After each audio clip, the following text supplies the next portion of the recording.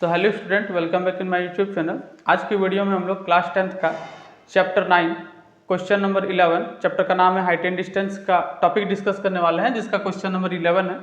अगर आप हमारे चैनल में न्यू हैं तो हमारे चैनल को सब्सक्राइब कर दें और बगल में बेल आइकन को भी प्रेस कर दें ताकि इसी तरह का न्यू वीडियो का नोटिफिकेशन आपके पास सबसे पहले पहुंचे। तो चलिए देखते हैं क्वेश्चन नंबर 11 में क्या कहता है। मैंने क्वेश्चन नहीं उतारा था क्योंकि क्वेश्चन बहुत लंबा है, तो हम डायरेक्ट आपको समझा देते हैं। देखिए, ये बोला है क्वेश्चन में, एक टावर है और टावर जो है एक कैनाल के बैंक में है। कैनाल के बैंक मतलब होता है किसी नदी के सामने, तो नदी के बगल में क्या है, एक टावर है। और यहाँ से बोला है कि अगर हम लोग देखेंगे टावर को तो ये होता है 60 डिग्री। अब बोला यहाँ से अगर हम लोग 20 मीटर दूर जाएंगे, ये देखिए ये डिस्टेंस कितना है 20 डिग्री, और इस पॉइंट से अगर हम लोग टावर को देखेंगे, यहाँ पे ये 20 डिग्री हो गया। इस पॉइंट से अगर हम लोग टावर को देखेंगे तो ये होता है 30 डिग्री। अब क्वेश्चन में पूछ क्या रहा है, क्वेश्चन में पूछ रहा है कि आप जो है वो कैनाल का विड्थ बताइए, मतलब इसकी चौड़ाई बताइए, और साथ ही साथ ये जो टावर है उसकी हाइट बताइए। तो इसमें सबसे पहले हम लोग नेमिंग कर लेते हैं। ये ए हो जाएगा, ये बी हो जाएगा, ये सी हो जाएगा और ये डी हो जाएगा। तो हम लोग इसको सबसे पहले हम लोग को पता है कि ट्रिग्नोमेट्री का फॉर्मूला लगेगा, sine cos tan cosec sec cot, और इस चैप्टर में ज़्यादातर टेन का ही फॉर्मूला होता है। तो यहाँ पे देख रहे हैं कि ये परपेंडिकुलर, ये बेस है। सबसे पहले इसको लिख लेते हैं। यहाँ पे लिखेंगे let the height of the tower be A B and width of the canal B. Canal का विड्थ क्या है, बी सी। ठीक है, यहाँ पे लिखेंगे देन, पहले हम लोग छोटा ट्राइंगल लेते हैं। इन ट्राइंगल छोटा वाला ट्राइंगल लेंगे ए सी बी, ये छोटा वाला ट्राइंगल लेंगे, ये ट्राइंगल का साइन है, तो क्या हो जाएगा tan 60 डिग्री हो जाएगा। तो tan theta is equal to क्या होता है, perpendicular by base, perpendicular A B हो गया और बेस क्या हो जाएगा, बी सी हो जाएगा। tan 60 का वैल्यू क्या होता है, √3, यहाँ पे हो जाएगा A B by B C.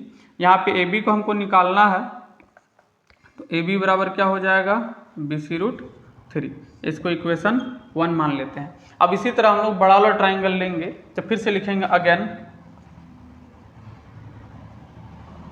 In triangle, बड़ा वाला ट्राइंगल कौन सा होगा, ए बी डी। ये अगर हम लोग ट्राइंगल लेंगे तो इस बार क्या लगेगा, tan 30 इक्वल टू क्या होगा, सेम इसी तरह परपेंडिकुलर बाय बेस होगा।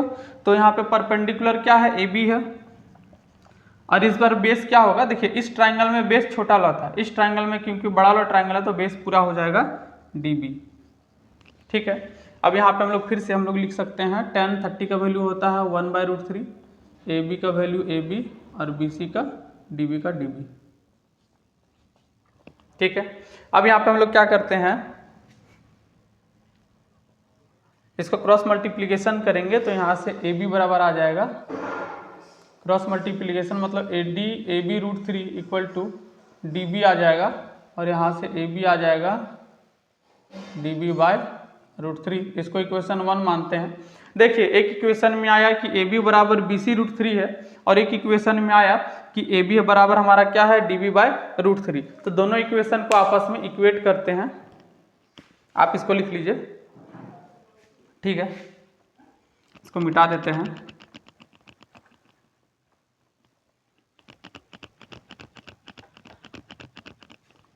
आप इसके बाद लिखिएगा now equating equation 1 and 2। Equation 1 और 2 को इक्वेट करते हैं, तो इसको पहले लिख लेते हैं बी सी √3, ये आ जाएगा कितना, डी बी बाय √3, ये आ जाएगा। हम इसको मिटा देते हैं, ये मेरा काम हो गया। अब देखिए यहाँ पे क्या हो जाएगा, अगर हम √3 को नीचे ले जाएंगे तो आ जाएगा B C equal to D B by √3 को √3 से मल्टीप्लाई कर देंगे, कितना हो जाएगा, 3 हो जाएगा। अब हम लोग क्या करते हैं, अब यहाँ पे देखिए डी बी हमारा कितना है, तो डी बी को हम लोग लिख सकते हैं D C plus C B, D C या सी बी करके लिखेंगे। तो यहाँ पे लिखेंगे बी सी इक्वल टू, देखिए ये पूरा डी बी है तो डी बी को हम लोग D C plus B C लिख सकते हैं, वही लिखेंगे।